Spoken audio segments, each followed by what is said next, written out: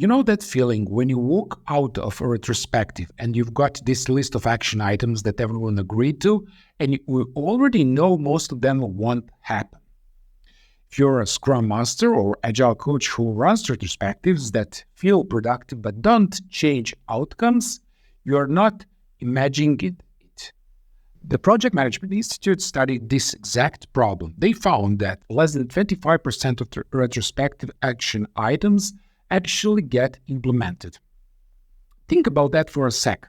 3 out of every 4 improvements your team identifies just disappear. But here's the part that really tells you something. Only 12% of teams constantly assign deadlines to their action items. That means teams don't fail at identifying improvements. They fail at treating improvements work as real work. Those action items sit there sprint after sprint, and the team learns implicitly that retrospectives are where problems go to die. The same issue keeps coming up, and eventually people stop believing that retrospectives lead to real change. Now, The latest State of Agile report found that 84% of organizations score below high Agile competency, and when you dig into why, you find the same pattern everywhere. Their continuous improvement mechanisms aren't actually improving anything. And this is universal. This shows up in Amazon, in Google, and scrappy startups alike. And yes, your team has this problem too.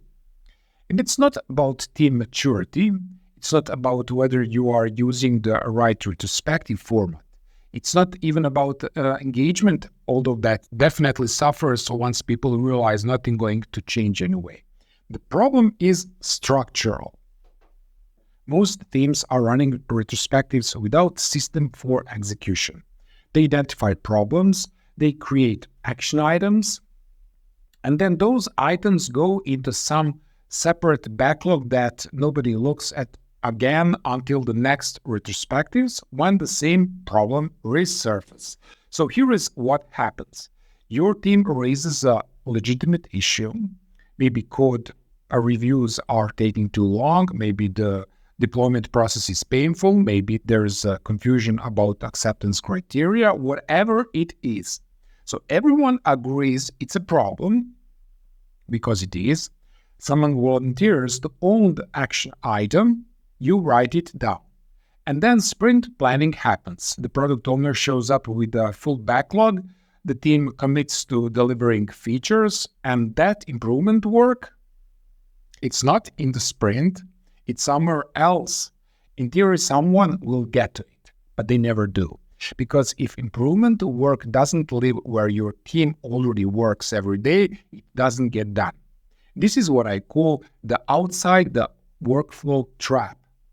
Only you see this. Your role shifts from facilitating discussion to fixing the system that prevents action. In the next lecture, I will show you the exact structural mistake that causes this and why even motivated teams fail into it, sprint after sprint.